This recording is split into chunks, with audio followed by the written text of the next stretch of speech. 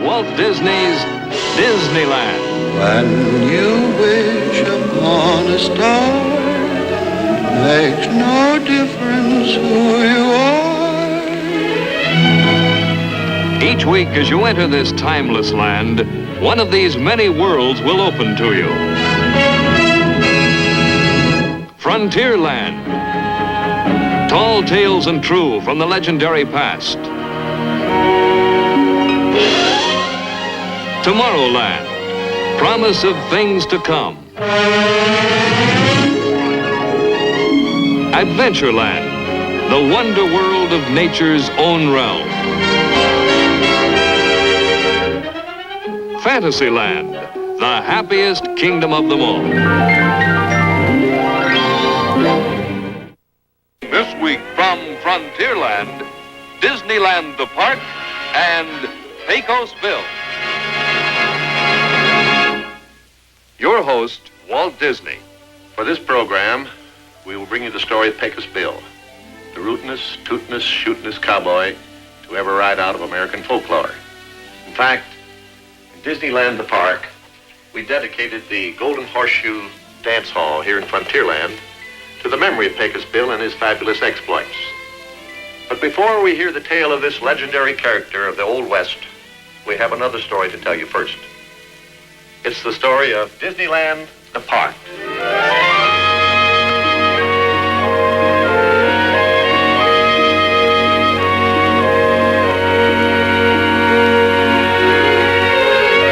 Since its opening, a comparatively short time ago, over 6 million people have visited Disneyland, and many have returned to discover new adventures and further expansion.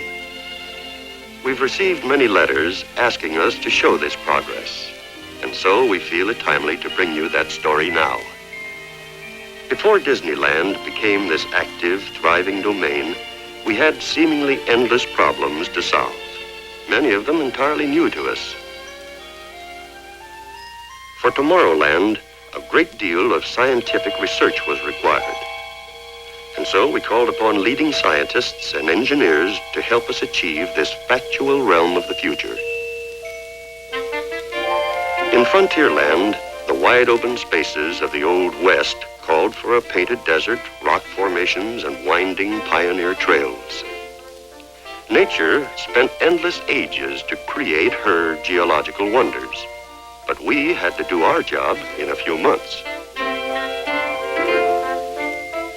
To accommodate Frontierland's 150-ton stern wheeler, the Mark Twain, we had to dig this big river. To provide authentic settings and keep Disneyland perpetually green, thousands of full-grown trees and foliage were brought here from all parts of the world.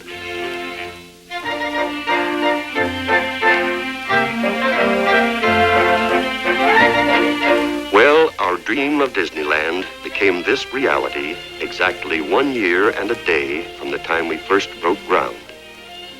But even to us, who were closely associated with its daily progress, it's difficult to recall that this was once a quiet, rural orange grove. So let's turn back the calendar to the days of its very beginning. After clearing these 160 acres, the job of contouring began. Scooping out over 2 miles of lakes and rivers paid big dividends in valuable dirt, enough for Disneyland's rolling hills and mountains.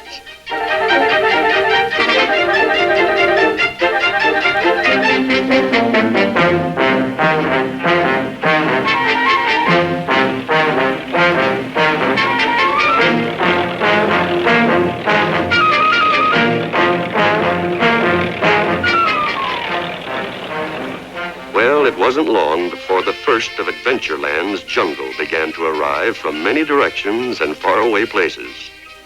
Each tree and plant had a reserved spot and was made to feel at home in specially treated soil. Where the Congo would eventually meet the Nile, sculptors created rocks for a waterfall. And to keep our rivers from running away, we sealed their beds with a clay and liquid cement mixture. Upriver at the Adventureland boat dock, our workmen used a Tahitian technique to thatch a grass roof. Over at the Gay 90 Main Street area, construction progressed by faster methods than those of 60 years ago.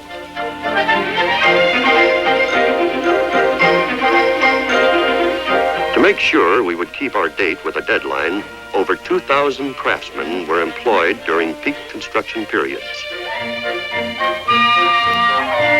Behind these old-fashioned facades, there is a structurally engineered framework of steel. Sleeping Beauty's legendary castle landmarks the site of Fantasyland. This medieval masterpiece is architecturally correct in every detail.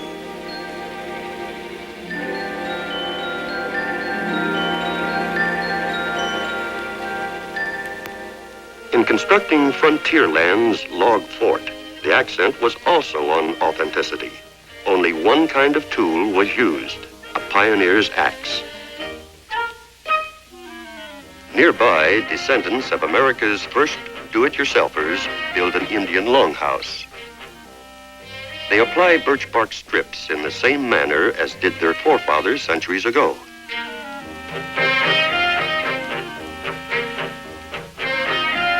Cutting out the windows soon puts a finishing touch on the job. To provide transportation throughout Disneyland, the almost forgotten art of wagon making was revived. We built Conestoga wagons, buggies, buckboards, surreys, and stagecoaches. To pull them meant the training of many horses.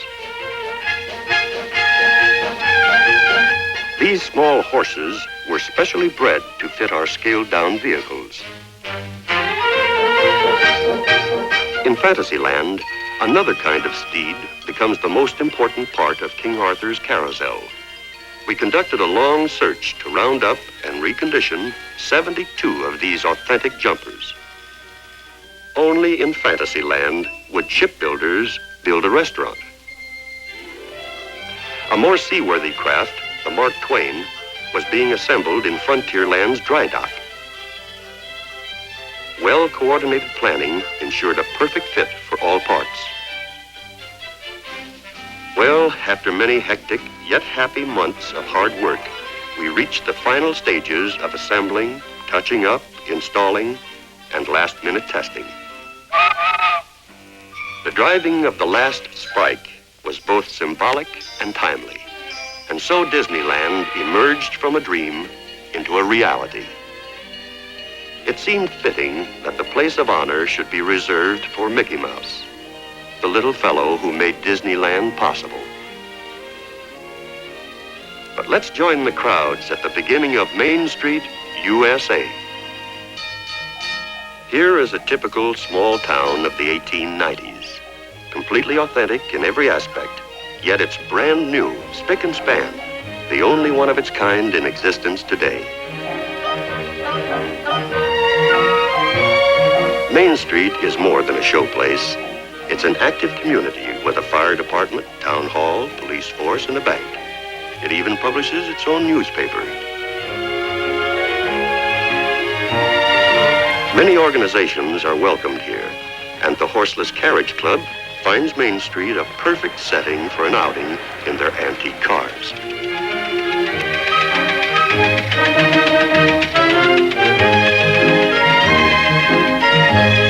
The Easter parade here is in keeping with the pace and fashions of half a century ago. Even Dobbin's noggin is gussied up for the occasion. This double-decker bus is about ready to leave, so let's climb aboard and see the sights along Main Street.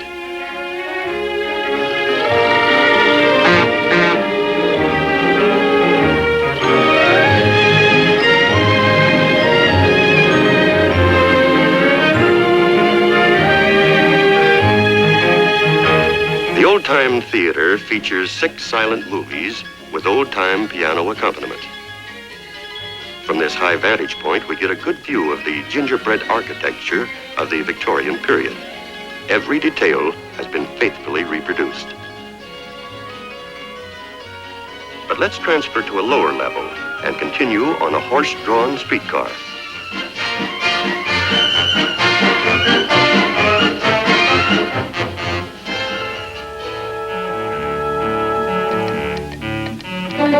And incidentally, Disneyland's horses never had it so good. Each one works only 4 hours a day. For those who prefer to ride in a surrey with a fringe on top, here's one now. If you've ever wondered what a coach dog sees, this might give you some idea.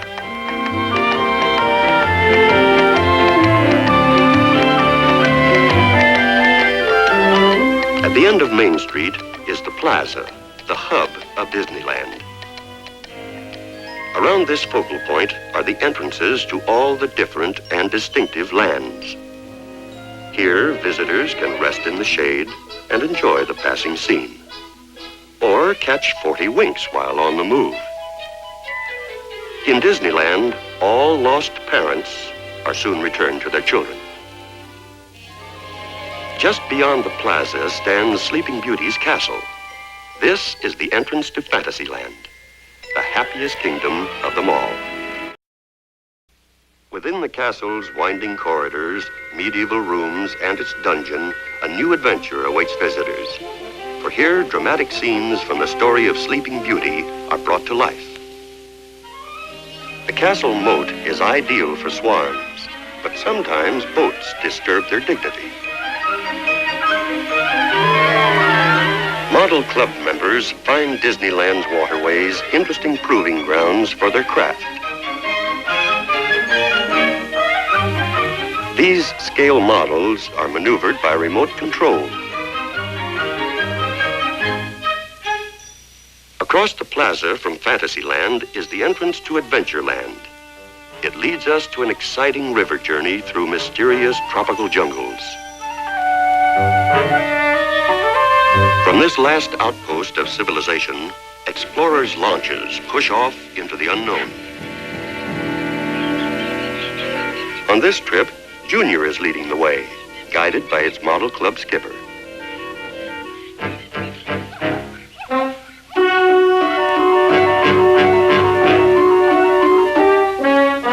The unexpected awaits us at every bend of the river.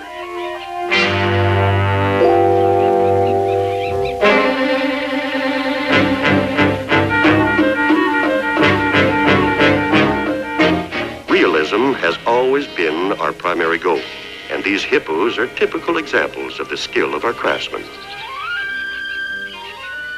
This is the busiest jungle in the world. In fact, as many as 20,000 people a day have enjoyed its wonders and excitement.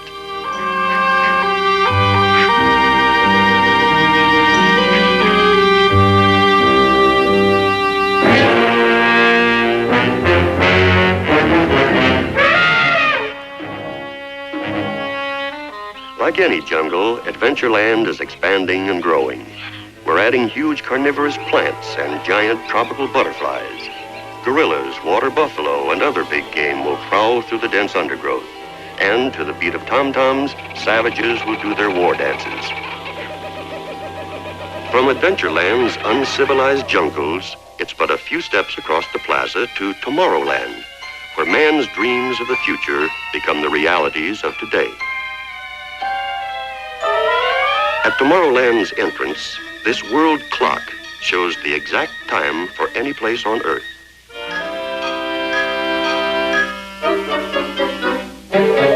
In this miniature airdrome, planes of the future are tested by expert model builders.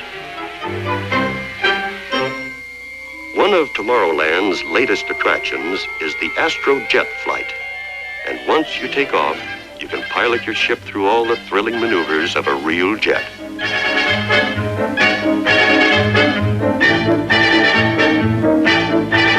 With a little practice, the old game of follow the leader can be played in this modern manner.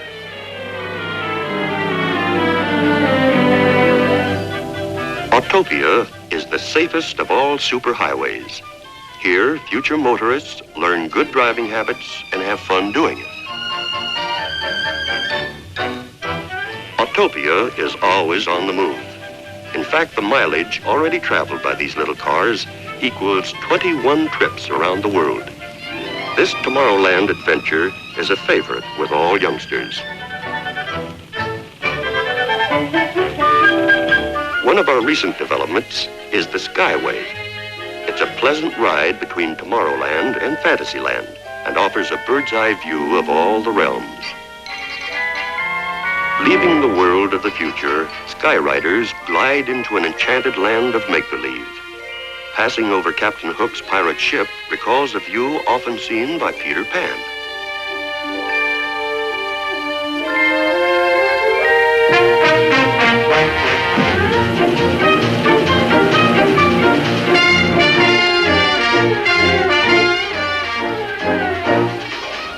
At the Mad Hatter's Tea Party, the whole family can get in the whirl. Or they can experience a flight of fancy on Dumbo, the little flying elephant.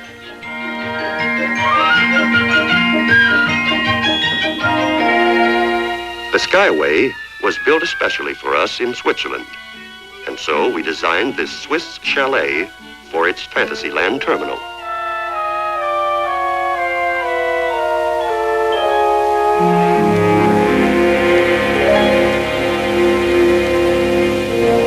For the Skyway's inauguration festivities, Swiss alpine dancers added color and gaiety to the happy occasion.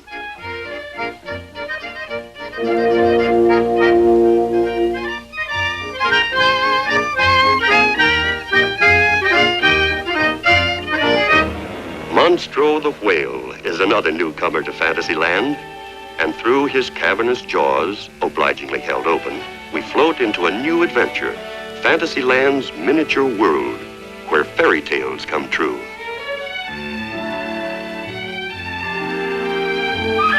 This is Storybook Land, and the three little pigs are permanent residents here. These are their houses, the one of straw, the one of sticks, and of course the one of wolf-proof bricks. Mr. Water Rat's riverbank house, Mr. Toad's mansion, and Moley's diggings recalls the story of Wind in the Willows. Cinderella's castle, with its tower clock stopped at the hour of midnight, overlooks the forest cottage of Snow White in the Seven Dwarfs. Casey Jr. also travels through Storybook Land and offers another view of this enchanted world.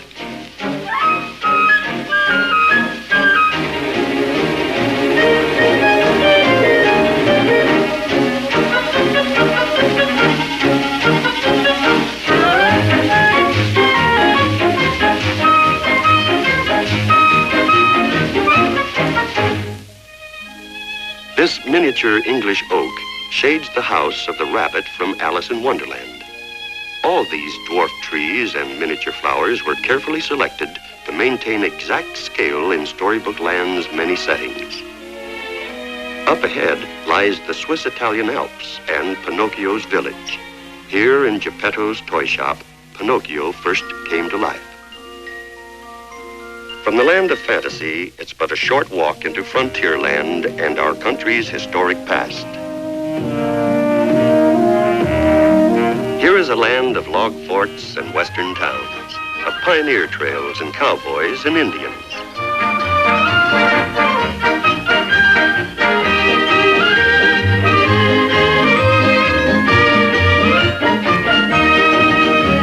Back in those days, the law of the six-shooter kept the peace, and sometimes disturbed it.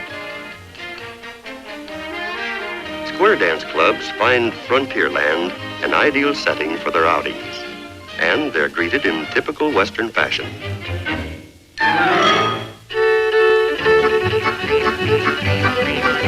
Now swing 'em high and swing 'em low, swing that gal in calico.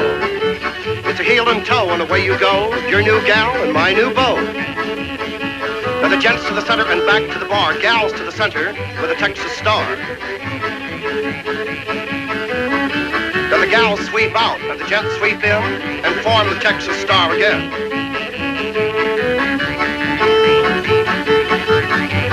Here we go with the old mess wagon. It's the hind wheel broke and the axle dragging. Rope your cow and brand your calf. Turn your honey about once and a half. Now the hump flies out and the rim flies in. Turn the old wagon wheel again.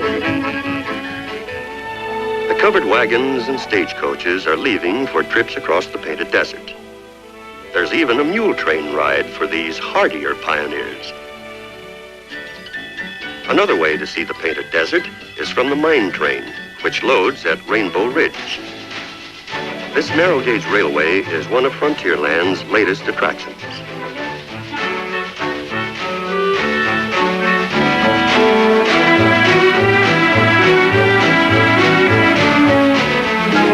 This natural bridge solves the desert traffic problem nicely. Here's a hitchhiker that no one wants to pick up. Even the 7 dwarfs are represented among these prickly plants.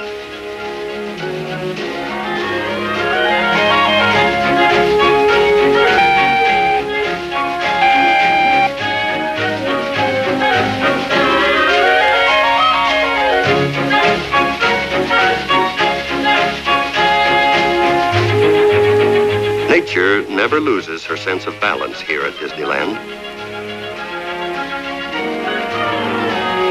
Well, not completely, that is. The long shortcut through Rainbow Caverns is a breathtaking sight. Here, brilliantly colored cascades, waterfalls, and streams gush from the subterranean walls.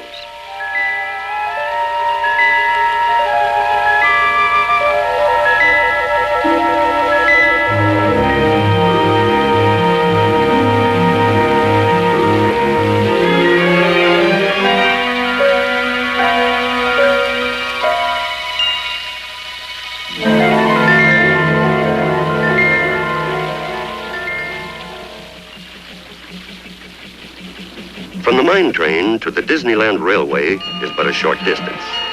These 2 iron horses are exact replicas of the old-timers of a century ago.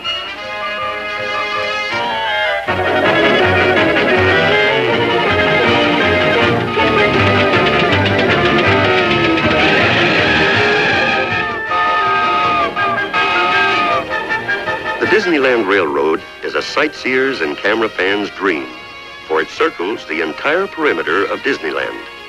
But we'll ride the rails just long enough to see a panorama of Frontierland.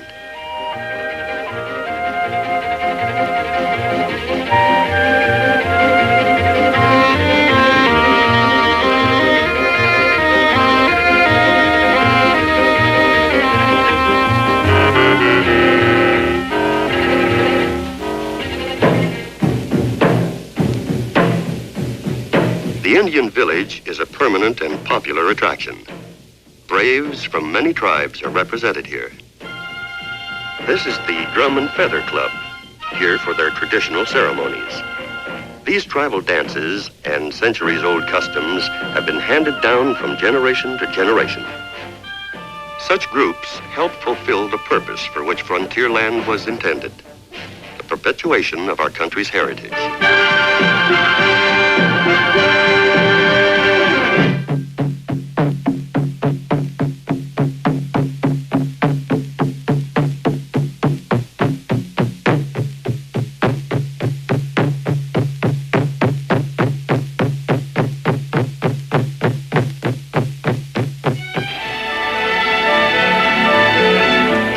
Queen of Frontierland's big river is the Mark Twain.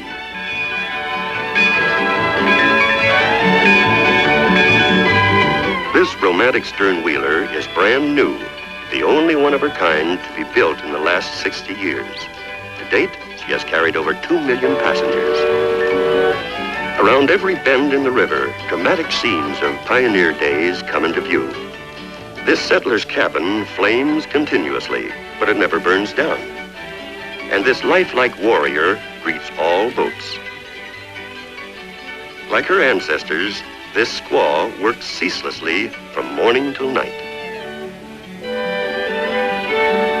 Even the wildlife here reacts naturally and on cue at the approach of sightseers.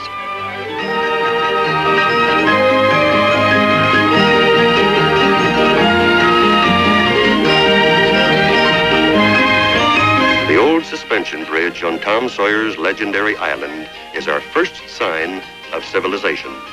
And as we pass Huck Finn's fishing hole, we return to the teeming, gay activity of Frontierland's Rivertown.